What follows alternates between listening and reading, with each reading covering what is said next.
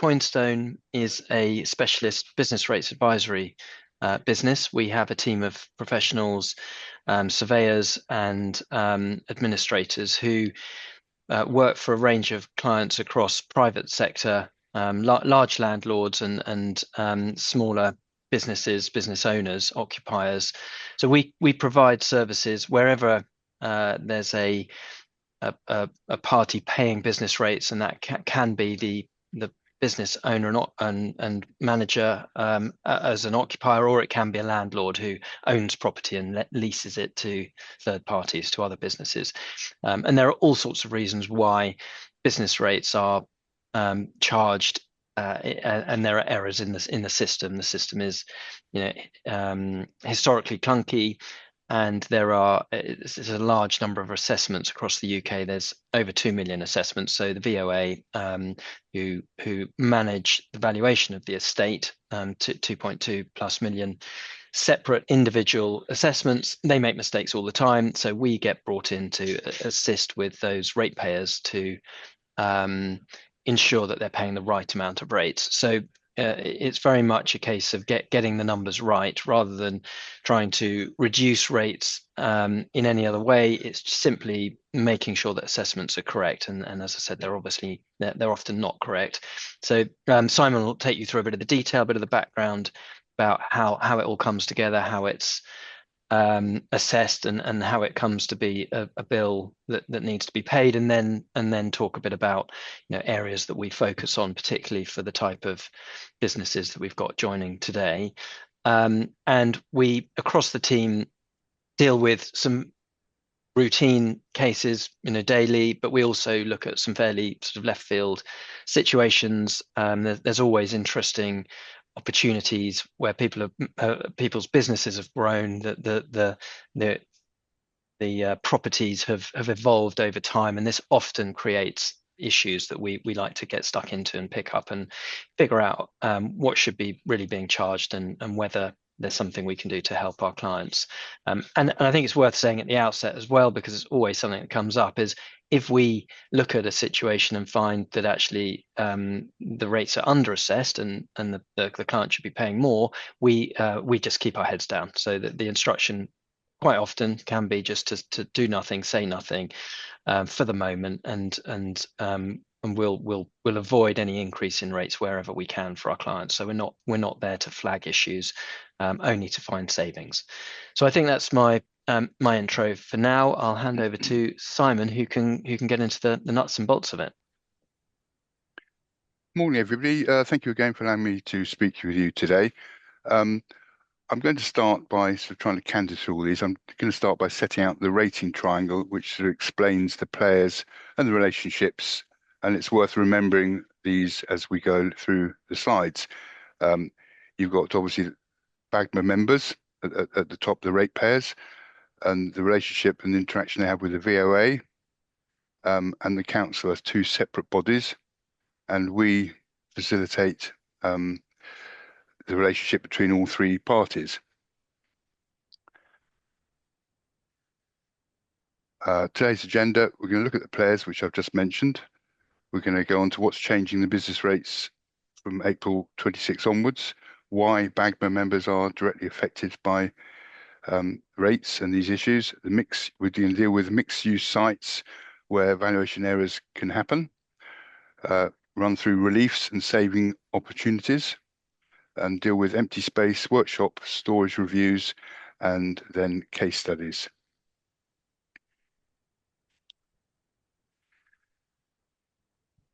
VOA, also known as HMRC, they were created in 1991 as an independent executive agency, so totally separate agency from the government, not political, allegedly. Our primary legislation is the LFGA, Local Government Finance Act 1988, and there's a statutory duty to compile and maintain an accurate list. That's the duty of the VOA. Whether they stick to it is a matter of opinion, but that's what they should be doing, and that's what we throw back at them. The VOA set the rateable values in England and Wales, and also deal with council tax issues.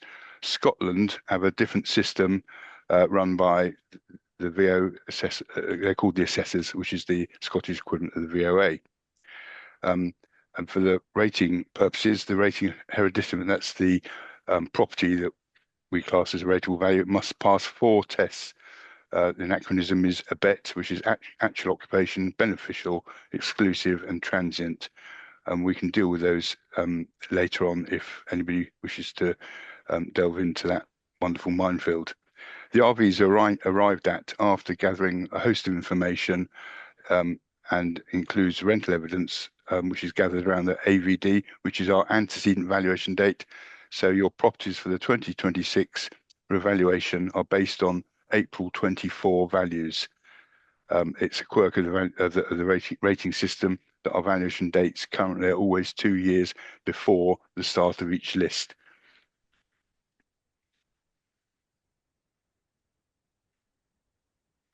With the VOA, the factual matters that they look at in compiling rateable value are survey details, their areas, specifications of the buildings, quality of the accommodation, site access and layout. Site access is important. Are you on the main road? Are you on a B road? Is the access shared or sort of convoluted? Layout, it's really about, are you in one building or several buildings? Have you extended over time? We try and deal with all these issues and collect the information. If you were to develop your site today, how would you do it? Then there's the pricing to apply to the main and ancillary values based on the valuation dates 2 years prior. There's other issues over plant and machinery that the VO look to deal with. That's air conditioning, CCTV, compressors, fixed cranes. Those are the typical items I'd expect to find in your premises. Air conditioning air conditioning is usually applied through the pricing of your building, of your floor space. CCTV is usually a spot value, and similar are compressors and fixed cranes. The only other matter to really bring to your attention is the duty to notify, which is going to be a statutory form that the VO will bring in 2029, but they're bringing it through, they're introducing it into this list to see how it operates and works. And it's on a similar line to the FOR form of return that you may or may not have received over the years. And it's just the VO asking for details of what your areas are, specifically what alterations you've carried out over the years, and further to questions that you are under obligation to reply. Simon, can I just jump in before we move on? Yep. Just I think for the members, the point that I think is relevant to that last slide is just the breadth of complexity in putting together an assessment evaluation of your personal situation, the value, the rental value of your own business and premises. You can see there's lots of different things that come into play. And because they're taking a fairly broad brush generally approach to valuing, it's often that they don't pick up specifics on site. So sometimes that results in an underassessment because they don't know that you've built new buildings, in which case, as I said at the beginning, you might want to keep your head down. But equally, you might have knocked down some premises, you might have taken out floor area, mezzanines, and done all sorts of things that they're unaware of, which means you could well be paying rates based on space that actually doesn't exist. So there's a lot that goes into this assessment by the VOA, and that's why we often have to unpick it on the ground and the specifics to really check that they've done their job correctly. And you can see with all these factors coming into play why quite often they've got it wrong. And the other body, the third body, is the billing authorities. They're the body that levy the rates, liabilities based upon the rateable value. They process the new year financial bills based on the same assumptions. This is why we have to go back and check, and we'll be asking throughout this webinar, mentioning that we need to interact and have a look at your rate bills. But are they done the same? Are they the current year rate bills? Are they set on the same assumptions as the prior year rate bills? It's worth checking because sometimes these things slip through the system. There's the new rating list where there are more changes and more to go wrong. We've just gone through into the next rating list of 2026.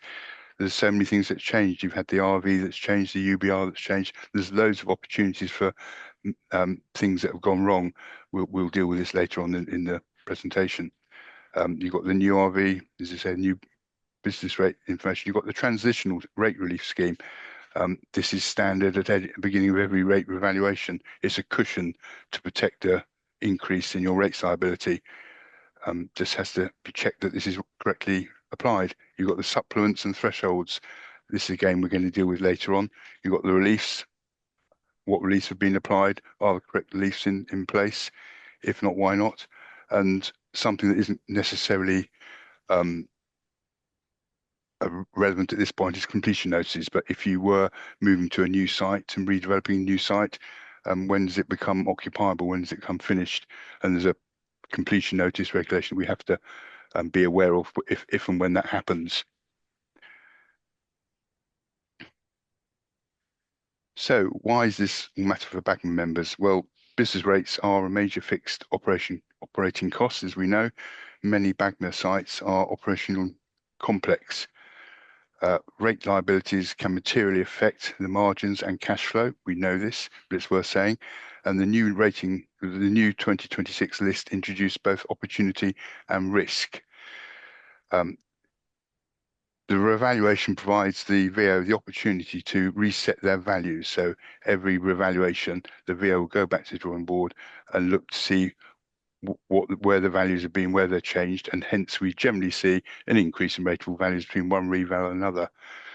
In the retail area, there have been some modest increases. In industrial, there have been some large increases. So depending how your properties are assessed, they may well have increased significantly.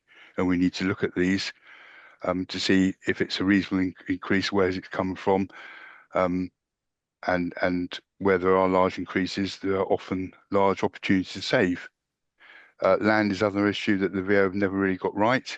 They just apply a value to the land, and it's pretty arbitrary. So it's worth looking at your assessment in between the two lists to see where the increases have got and how much land they've got in your assessment.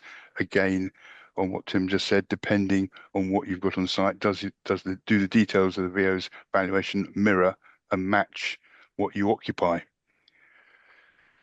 Retail hospitality relief has gone now, and so now there's a further reduction. Sorry, a further increase to people's liabilities.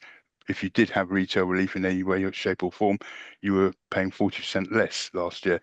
Now you're not. That's gone. Has the new system been applied? We can check that later on. But as I say, early review can prevent avoidable overpayments. So we really need to start talking to you now.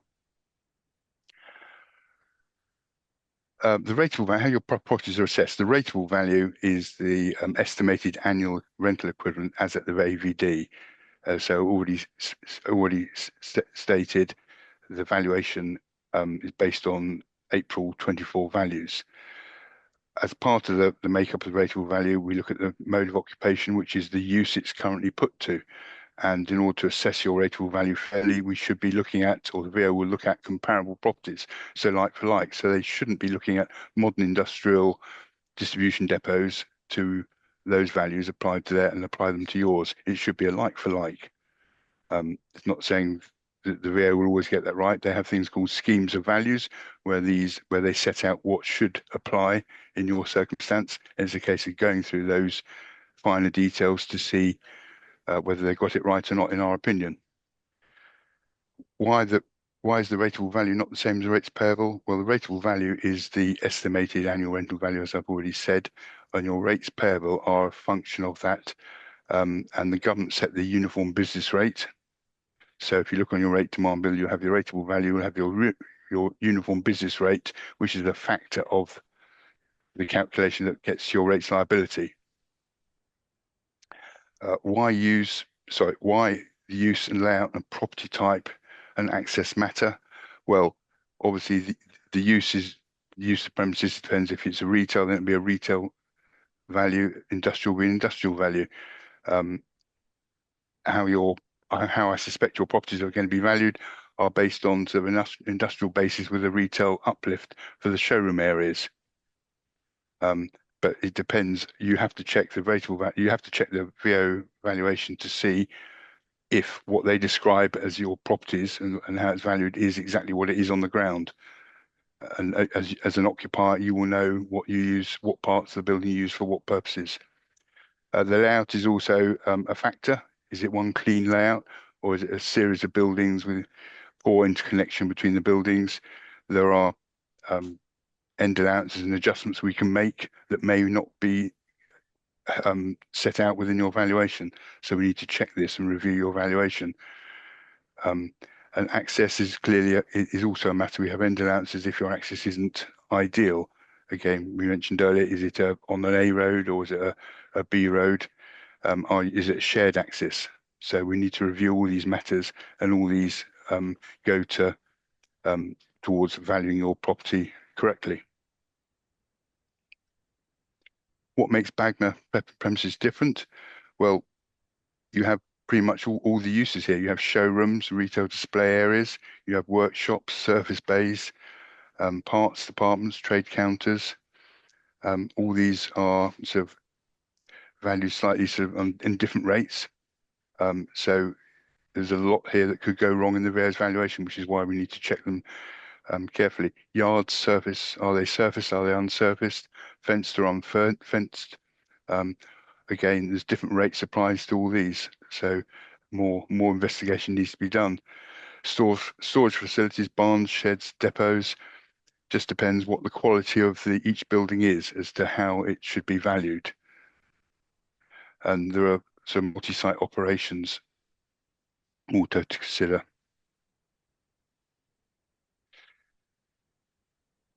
The new rating list and what BAGMA members should be checking now.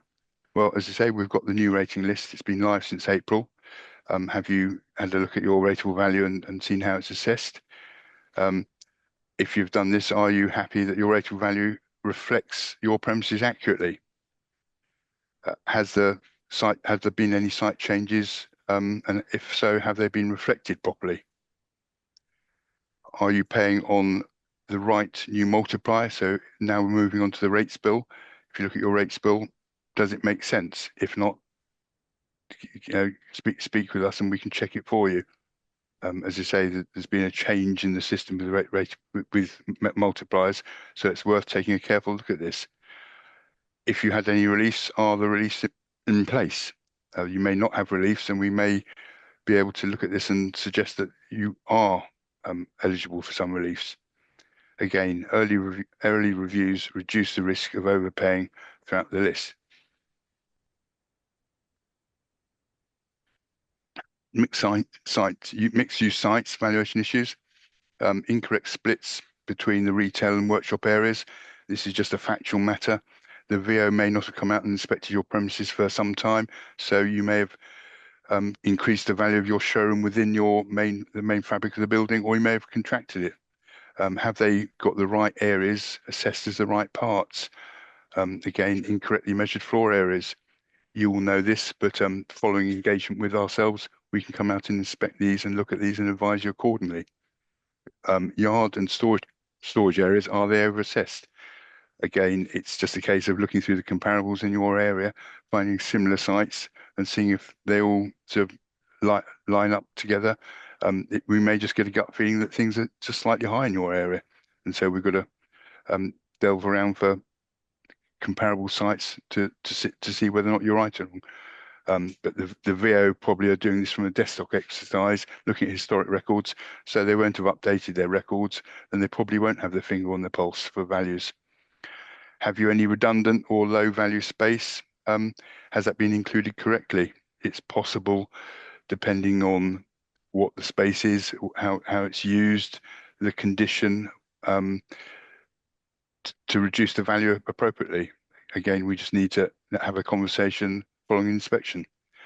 And site changes, have they been reflected in the assessment? You know what you've carried out over the years, over the last 5, 10 years. It may be that the VO haven't been out to your site for this time, so they wouldn't know that you've put a building up. So it's just a case of you know what you know what you've done. If you know you've carried out alterations in over the last few years, and they're not reflected in the assessment, give us a call and we can give you budget estimates and we can say what the process is and how we should be dealing with these areas and these changes.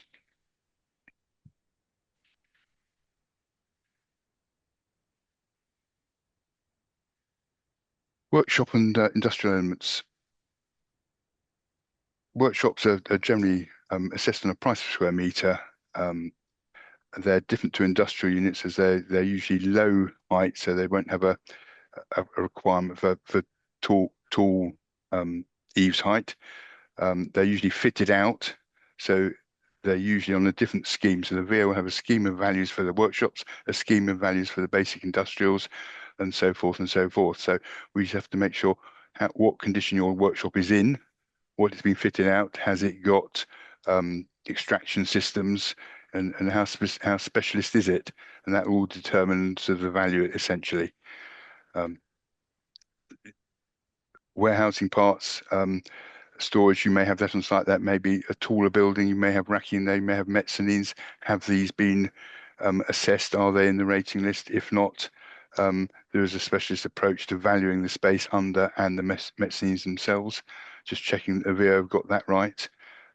If they haven't picked up on a mezzanine, then we need to advise you what the options are and what the costs are involved with that.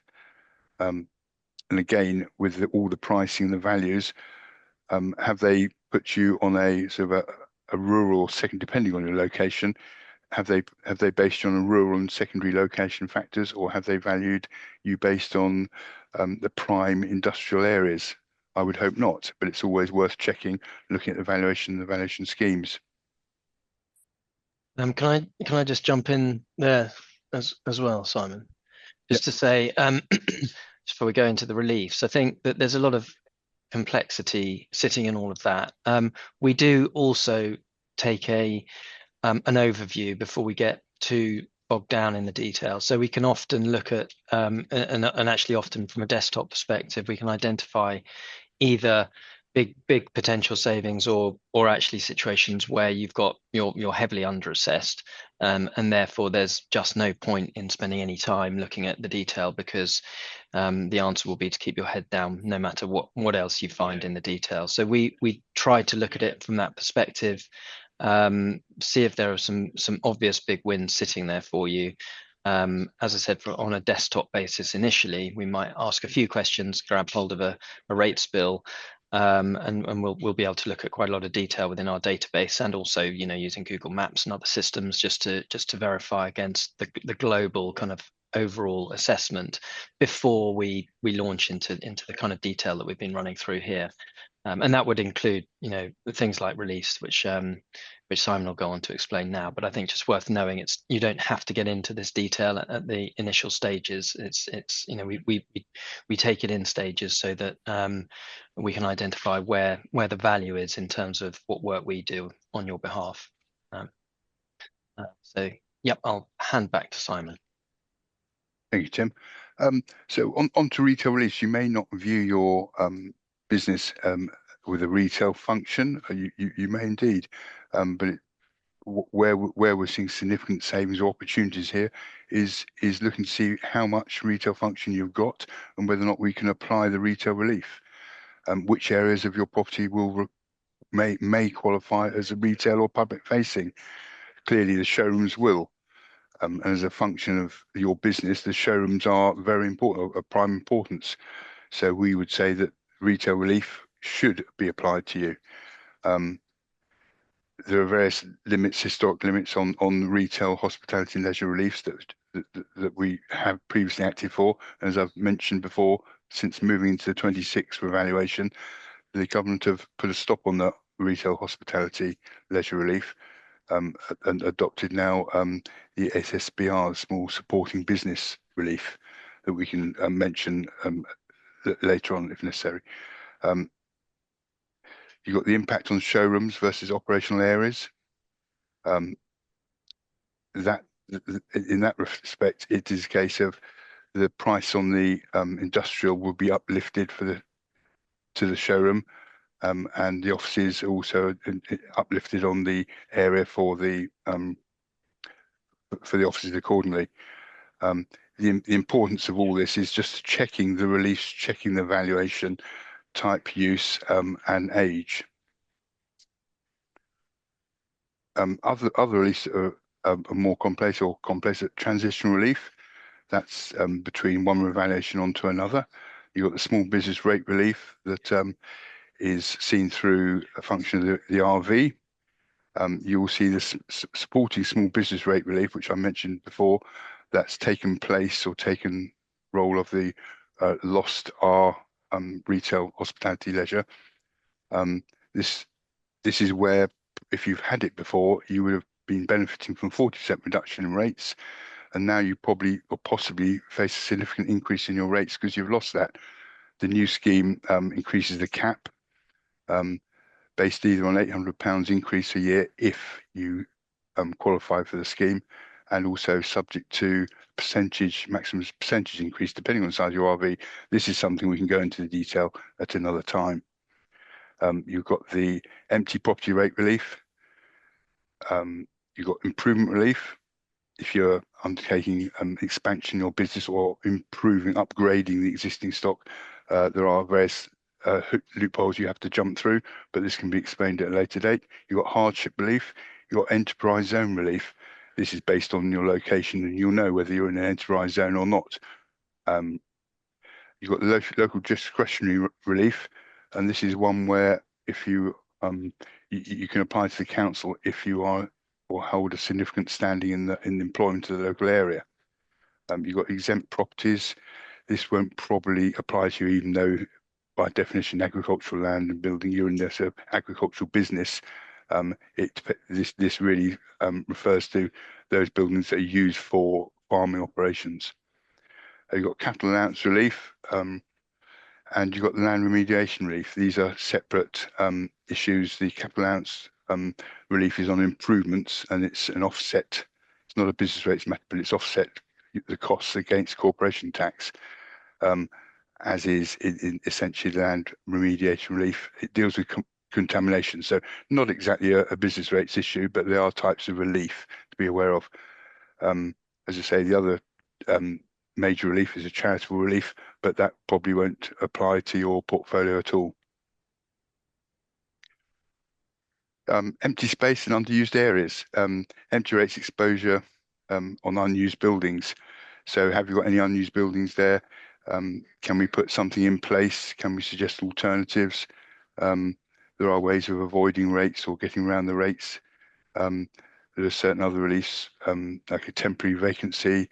You can still apply for Section 44A relief, which is a technical application to the council for a short-term relief if you're undergoing operational changes. So there are other specialist reliefs that we can use if through talking to you, we find out that there are empty spaces. Disrepair, deletion opportunities.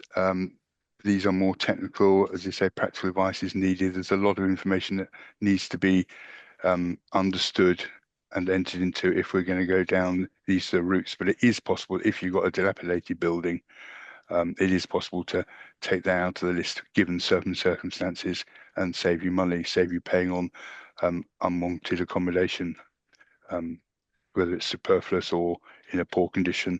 But just by knowing the details and talking to you, we can advise you accordingly. Can I just jump in there, Simon? Just on those reliefs, I think that the legislation that governs the reliefs and the local reliefs is complicated, and there's lots of different types of reliefs, as you'll have seen. I think that the general principle is that they're not automatically applied, these reliefs, and in general the local authority is not seeking to apply reliefs. They're not trying to apply relief, so often we need to be proactive in securing the right reliefs. And the other thing is that you might be doing something in a building that's efficient operationally, or maybe doesn't matter operationally, but you could do it slightly differently and then actually secure a large relief from business rates just by changing the way you use that building. And we often spot things that result in large rate savings where there's just a small change in sort of operational habits or the way that the space is used, which can then just give these opportunities. And you would be unaware of them just running the business day to day, but we can sort of spot these things and say, actually, this the way you're doing this will enable us to, go for something which could give you a big saving. So it's often, knowing the layer, all the different layers of rate savings that are available to you when we're looking at properties, and the specifics and the operational use of these spaces will flag ideas in our mind that we'll bring to your attention, and then you can choose whether those are things to go after from a rates perspective, a relief perspective. I'll let you carry on, Simon. Okay.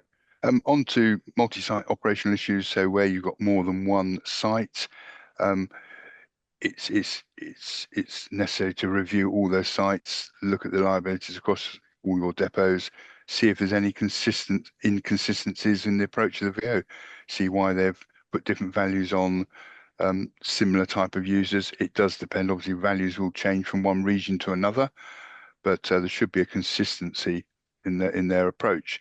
And it's just through looking at all your sites and being to reviewing all your sites in terms of valuation and obviously liabilities to see whether or not we're missing a trick and we can save any money.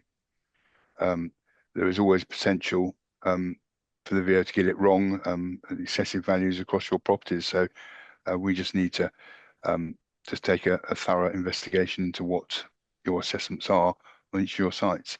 And as normal good practice, we would always provide budgetary estimates for your um, forthcoming years as well. So not just the current year's valuation, but as good practice, we give you the estimated value, rateable liabilities for the remainder of the evaluation for budgetary purposes. Is there historic overpayments still out there? Still money to recover? Well, yes, although the 23 list has ended and we can't make any appeals, if we find out through discussions with you and inspections that there's some physical matter that's an issue that we're going to change, let's just say for argument's sake, your floor areas are wrong. If they've been wrong for some time, although we can't make a 23 list appeal now to correct that because the list has ended, we can go through the current list and we've got a small window that finishes in April, sorry, 31st of March next year. We've got a small window to suggest or ask the VO to go back and alter the prior rating list. So when we serve a check to challenge the current rateable value, we can also ask them to go back into the prior list. Um, it's they don't have to do it, but they should be obliged. And we go back to the original point of them maintaining a fair and accurate list. So if we're aware of check opportunities, we need to go back, and we have got the ability to go back and look at the historic issues and the rateable value. They're also sort of released through the BO. We can still go back, as you say, adopting a policy. If you don't ask, you don't get. We can still go back and look if we see you haven't got a retail relief, and we believe that you should have, then we can go back, we can challenge the building authority and request that we go back and get that applied historically. So it is possible through discussion negotiation to go back a few years and recover, claw back some money that you would thought otherwise wasn't there. Um, the delay the delay in taking this action, talking to you, interact you, and identifying the issues.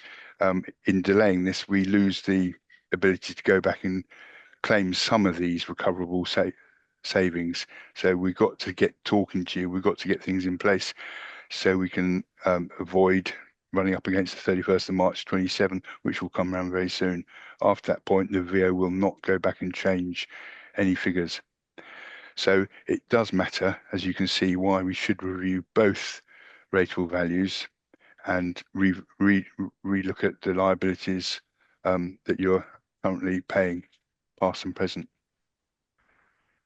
At this point, if Clive is able to, I would just ask him to step in and just mention some of the case studies where we've been successful.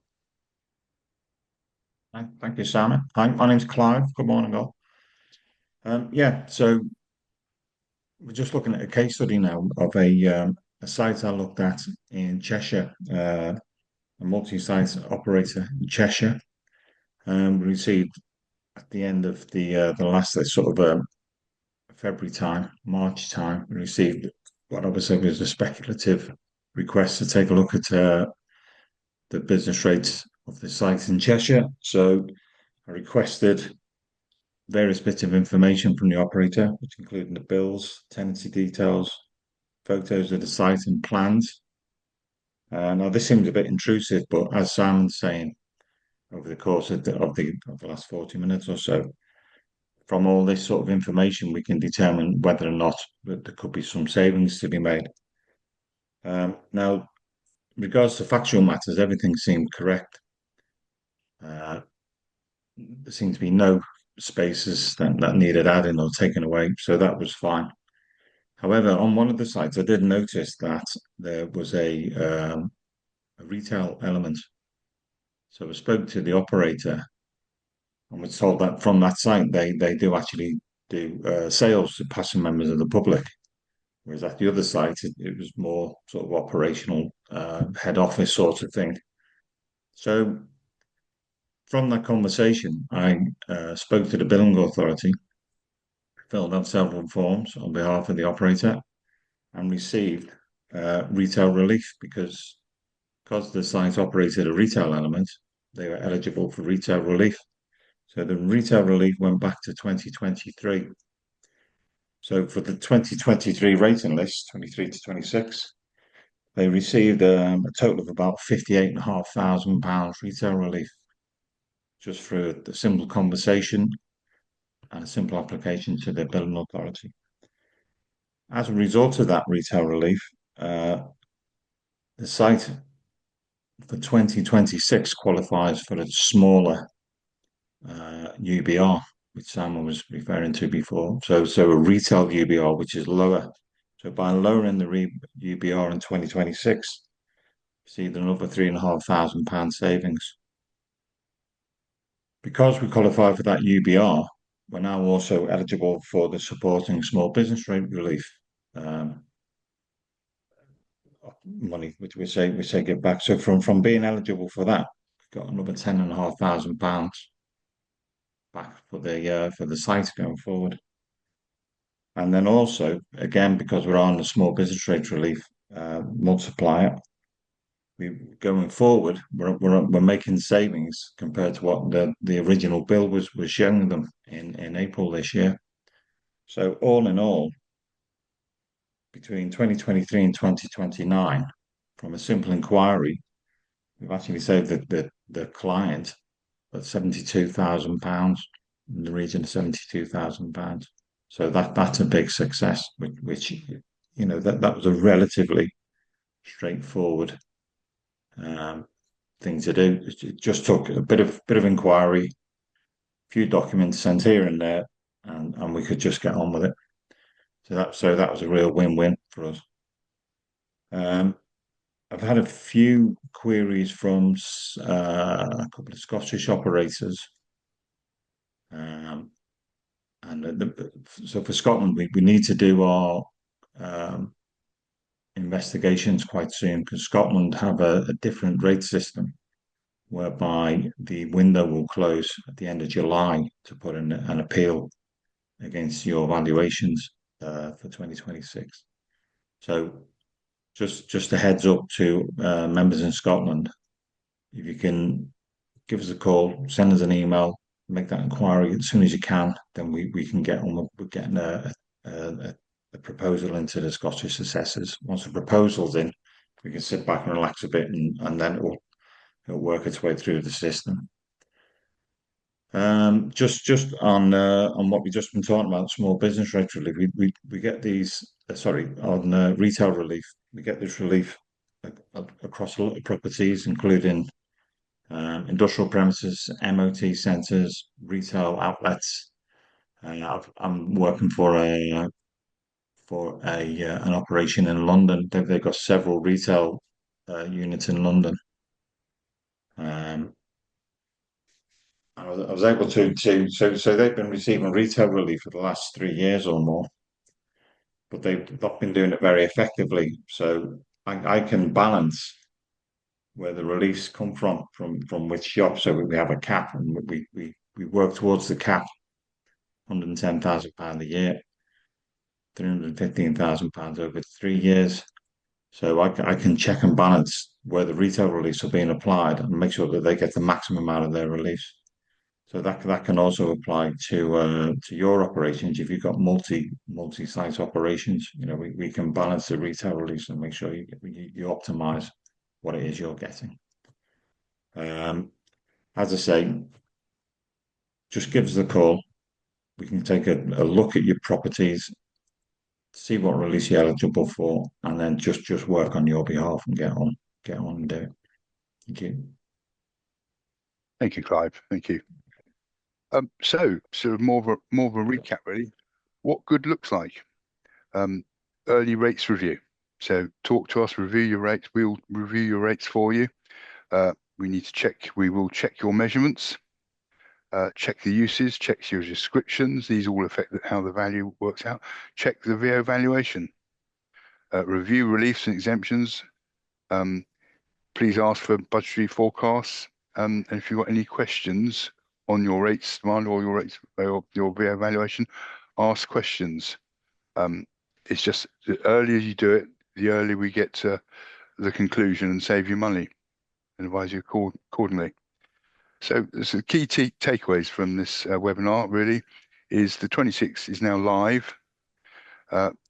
BAGMA premises will benefit from sector-specific review under the new list. So what we've spoken to beforehand is specific to the operations, the site, and your accommodation, how you trade, how you use your business. The mixed use assessments are potentially a key area of opportunity, as discussed. There's a lot that can go wrong. There's a lot that VO can go wrong. So basically, it's worth looking at your valuation, talking to us, engaging with us, and we can review your rating assessment fairly quickly and tell you whether or not there's anything to look at that. So again, more interaction. There may be still historic savings to recover, but as mentioned, we've got to get this in the system and going before the end of March 27, because the VIA will not take any action after that date. So really now time is of the essence there. Prepare for duty to notify. This is something that will just come over the next few years. So it's just something to be wary of and mindful of, that will appear at some point. And essentially early action, as we keep saying, protects your cash flow, reduces avoidable costs. And the sooner we start the process, the sooner we can get it going and get you towards the refund that you deserve. So that's the webinar presentation for this morning. If there are any other questions, anything else?